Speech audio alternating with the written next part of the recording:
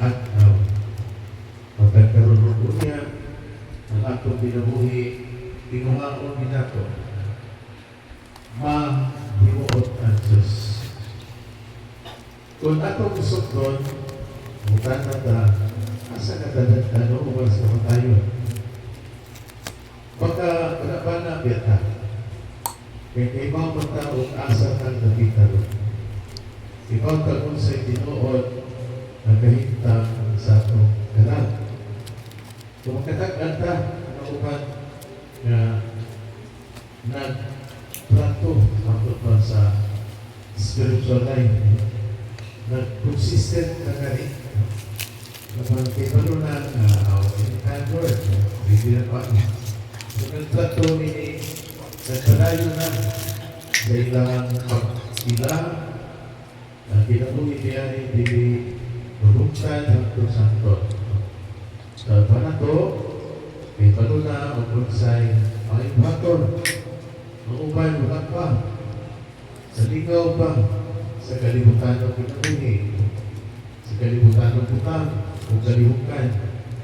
Sa ubay, kipalo umanit sa time sa paglawas ng pag-ingaglan o sa espiritual ng pag-ingaglan. Pero nabaw sa tanan, mas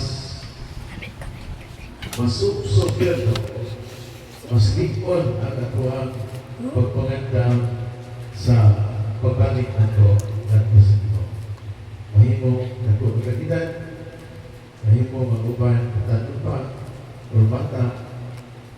It does not matter kung taas o pag-idan, ginagawa taas o yun. Mahalag mo po, no? Sa Teresita ganyan, ng sartista sa Lulutaron. 24 years old na siya. Nasold siya 15 years old pagkakatuloy. Pag-sold niya, nagsukod na siya sakit. Sa'yo mag-apong lang itong sakit. Ang uban, nanalang ko sakit. Ulit si Santa Teresita, ang iyang sakit, hindi halas Ginoo. Hindi mo man yung pagbuti Ginoo. Ako ning dawaton, ako ni halas Ginoo.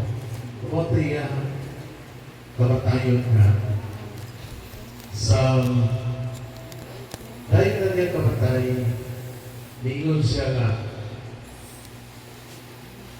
I will let fall a shower of roses. Magpauhan siya o mga rusas. Isa po pasapot, ang rusas sa kaulugan o grasya sa Diyos. Answered prayers o mga favors na ihatag sa Ginoo, pinaagi sa atong pag-ampo, pinaagi sa atong pagpangalian, pagsampit niya. So kita, magsampit ka mga santos, sa Roque, sa Teresita, pero mas labing indot, may natong patrona ang mga kabarzin. Doon taniya sa iyang dugahan. Wala pang pasabot, nalayo pa sa mga santos, inatugan. Pero kung ang mahal na dunhin, may ataw palayo ng panabang. Iyahan kita. Tutulan kita sa kinabuhi at kung hilakot na ron. Doon ay katapusan kung ang kamatayan din lang paglubong na madugta at nasulungan yan. Kung hindi ang kalag, bumalik na ito sa kalag. Kung si Demetrio sa akong gingon, gagawat din siya sa katapusan sa sakramento.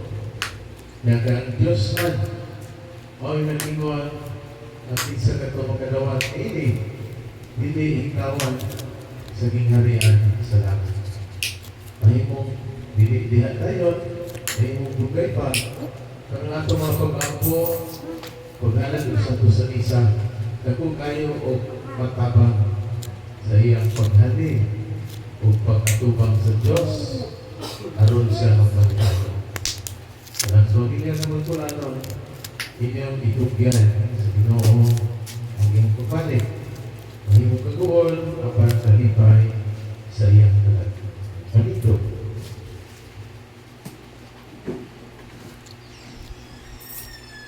Lalo na ito ang atong mga Panginoon tubangan sa Diyos sa pagmamahal at sa ngalan sa Jesucristo nagtawagan nato sa pagsunod kaniya. Ubarang kung sa ating pag-ampun ka ang mahal, higpita kami diha ni Kristo. Ang mga pangulo sa simbahan ug ang tanan nga naghagko sa pagwali sa bulong sa Dios mula hutay diha sa ilang pagsunod kang Kristo. Mag-ampo kita sa kita diha ni Kristo. Nga ang atong katiimban magbago matag adlaw.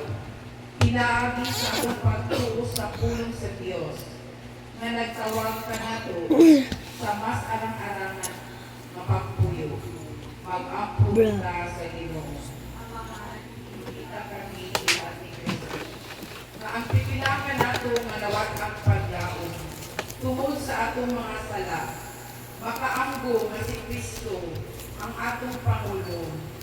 Nagalakaw ug nagapasan sa krus uban ka nato. Mag-ampo kita sa Ginoo. Amahani kita kami diha ni Kristo. Nga sila nga naluya tungod sa sakit o balatian, makapaniguro sa paghupay sa Dios, pinaagi sa pag-amuma o suporta sa ilang mga kabanayan. Mag-ampo kita sa Ginoo. Kita kami diha ni Kristo. Nga imo tang isipon, nga takos, o mapuslanon, alam ka namo, nga ang halanggong Teofilo kamumot, mabayaw na ato sa altar sa mga santos. Mag-ampo kita sa Ginoo. Ikita kami diha ni Kristo. Nga ang mga nangamatay, nga nagsunod kang Hesus, diha niining pinabuhian. Makadayon nato sa presensya sa Dios, hangtod sa hangtod, dito sa langit. Mag-ampo kita sa Ginoo. Ikita kami diha ni Kristo. Pinitanan ang ipangayo. Pinaagi ni Kristo ang mong Ginoo. Bikod alam sa pagkalan. Nawatan o Ginoo, kining ako pagkakasa.